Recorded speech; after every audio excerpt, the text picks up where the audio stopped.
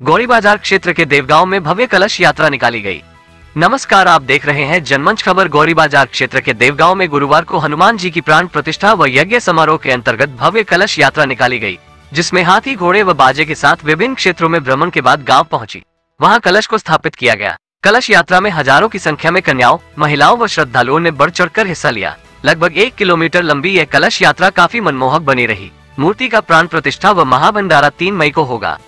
आचार्य पंडित हरेंद्र उपाध्याय मुनिजी व पंडित विद्याधर उपाध्याय के द्वारा मंत्रोच्चार के साथ तालाब से महिलाओं ने पवित्र जल भरा गया। पंडित विद्याधर ने बताया कि 7 दिवसीय यज्ञ होगा, साथ ही रात में रामलीला का मंचन होगा। उन्होंने बताया कि 29, 30 अप्रैल व 1, 2 मई 4 दिन मानस कोकिला विजय लक्ष्मी शुक्ला द्वारा राम कथा का रसपान कराया जाएगा व 3 मई को श्री हनुमान जी की मूर्ति की स्थापना होगा। उसी दिन महाभंडारे का भी आयोजन किया गया है।